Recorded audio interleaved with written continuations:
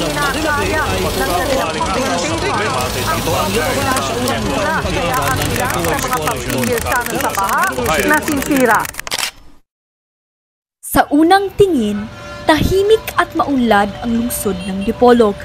Maraming lugar dito ang dinarayo, mga tanawin na puno ng ilaw at sigla, mga pampublikong espasyo kung saan nagtitipon ang mga tao at mga estrukturang sumasalamin sa kasaysayan at kultura ng lungsod. Sa umaga, buhay na buhay ito sa ingay ng mga sasakyan at tawanan ng mga tao. Habang sa gabi, tila isang pahingahan kung saan maaaring maglakad-lakad at damhin ang sariwang hangin. Pero, sa kabila ng gandang ito, may isang realidad na hindi madaling makita. Ang kahirapan.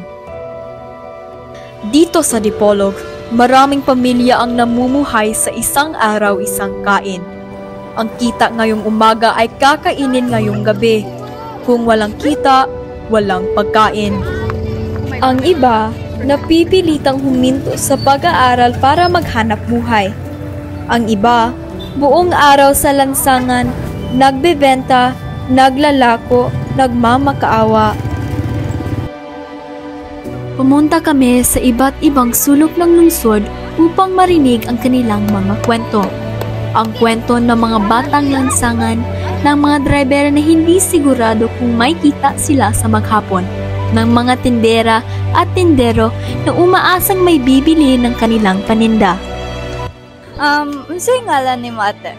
Razel. Pila edad ni mo? 29. Ano ang binibenta mo ate? Balot. Ano ang iyong pinagkakakitaan? Magkano ang kinikita mo? Depende sa mahalin. Kung pila'y mahalin, mara po tayo makuha na mo.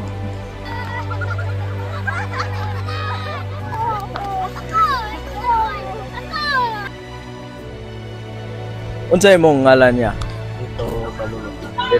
Leto Balong. Ilang taon ka na ya? 45. Unsay imong panginabuhi? Turka driver. Kanina buhi dari sa Dipolog. Pila imong kita ya? Gross na gross. Gross? Oh.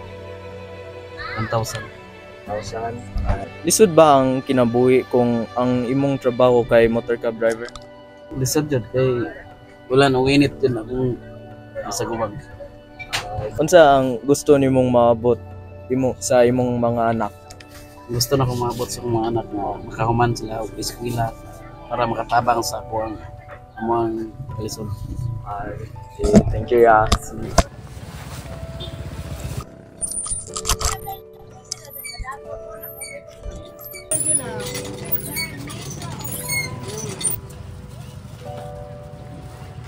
Unsa imong pangalan? Akong ngalan si Fatima Razonable Roaya. Pila imong edad? Akong edad is 56. Unsa imong ginabaligya? Sari-sari store. Unsa imong panginabuhi? Tindahan kanila mo ra ni ginagmay. Pila imong kita? Everyday 500. Unsa imong pangandoy para sa imong kaugalingon o pamilya? Mayong lawas. Mayong panglawas ang mga anak tanan. Likay sa mga sakit, kakaon ka pa sa kadlaw. Dala snack. Salamat. Okay. Andy. Akong edad 56.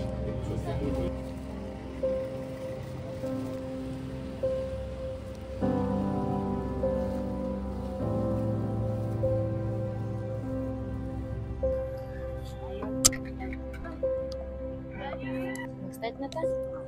Unsa imong ngalan? Virginia. Pontal. Virginia. Pontal. Pilay edad nimo? Akong edad 60 na. 63. Unsa imong panginabuhi? Nagtahi raman ko dai. Makina. Ay magpatahi. Pila imong kita? usahay madako, usahay gamay kay di man magpareha gud ang kuan. Ang naisay magpatahi daghan. Yan anang mga kuan sa mga kortina, mga beading ana. Munay madako-dako akong kuan ana. Pero kuan ra ginagmay ra man ang inanang patahi og sanina, pila ra may sanina nga magpatahi kay isa ka buok sanina pila lupat. Kuan ra 150. Oh, di. Nakadawat ba ka og hinabang gikan sa gobyerno o pribadong organisasyon? Wala.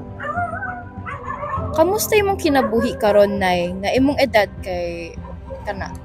Okay ra. Bisan og taas na kong edad, okay ra gihapon ko. Di nag-akatar man ko sa akong kaugalingon. Nga kaon jud insakto. And ang akong anak akatar ko na ako. Kung dili ko mo kaon, then sag mama, humana ka kaon. Ako humana. Magpakialam man dyan ako mga anak. No, pero ang inani, maglingkod-lingkod ra ko asa dapat daw. Tingkaon mo kaon po. Thank you. Unsay ngalan nimo kaya? Joseph Vergara, Pilay imong edad? 43 years old. Unsay imong ginabenta? Kining silhig para panginabuhi. Samtang nagtrabaho ka kada adlaw anak ko yan, nalipay ra pud ka sa imong kinabuhi. Nalipay ra pod kay mao man ang gibuhi sa pamilya. Salamat. Sige. Salamat po.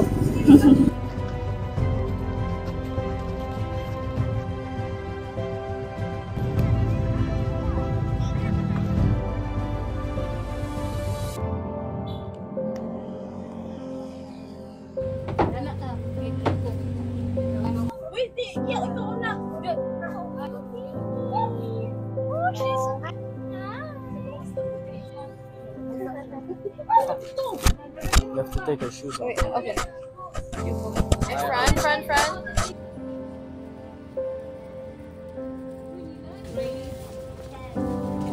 Commander dan Pilay edad yung ano. No, wala pa niya pilingan. Then siyempre. This one name is... ano ang mga pangalan niya ate?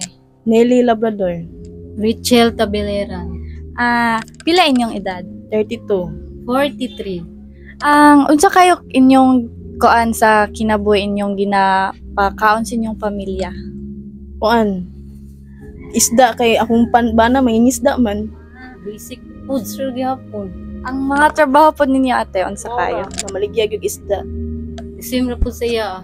Unsa ang imong pangandoy para sa imong kaugalingon ug sa imong pamilya? Para na ako makahumanan jud kog pa-eskwela sa akong mga anak. Mauri gyud na.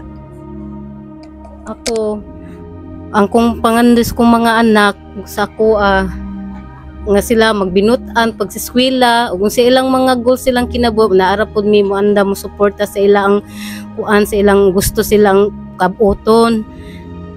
Ug tinarong lang jud sila sa pag-eskwela ug makaya na mo among pa-eskwelahon sila di ron mo support ra pod mi. Sa inyong pamilya, unsay pinakalisod sa inyong kinabuhi na naagyan? Sus kanag yung magbagyo kay wa Jimmy sapi ana kay di makapanagat.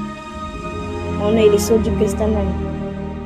Diharap kay pareha man mi nagpuyo diri sa kuan Among diri sa panginabuhi dagat raman pareha ra gyud ni yung tanang panginabuhi tanang mga fishermen sa kuan.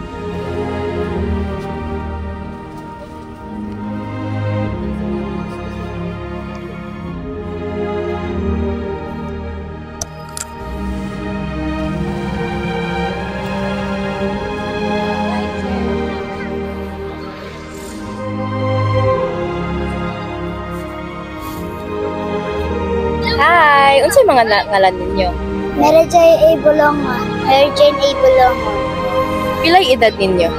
10. Kuan, nakaagi ba mo nga nagkinahanglan mo og gamit sa eskwela pero wala ka mo nakapalit? Oo, kay pobre kami. Pobre kami.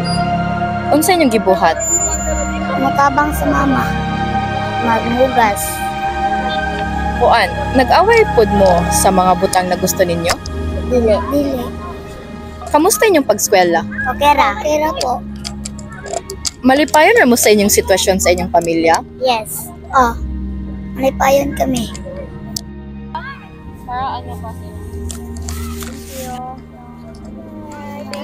Ang simpleng tulong na ito ay hindi solusyon sa lahat ng problema. Pero ito ay isang paaalala. Paaalala na may mga taong handang makinig, umunawa at tumulong sa kanilang munting paraan.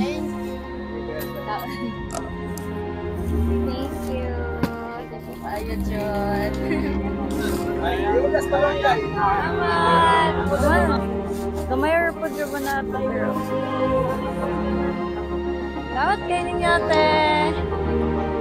Ang kahirapan sa Dipolog ay isang realidad, pero hindi ito isang habang buhay na sentensya.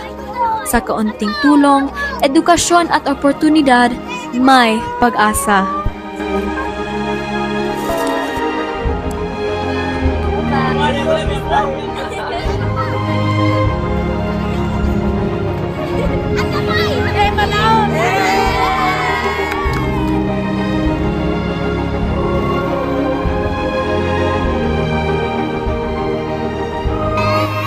Ngunit hindi lang ito tungkol sa pagbibigay. Ito ay tungkol sa pagkikilala sa kanilang pagkatao, sa kanilang kwento at sa kanilang pangarap. Dahil ang tunay na pagbabago ay nagsisimula sa pagkakaisa. Pumunta kami sa mga lugar kung saan matindi ang pangangailangan. Nakausap namin ang mga taong puno ng pangarap kahit na mahirap ang buhay. Pero hindi dito nagtatapos ang kanilang kwento dahil may magagawa tayo.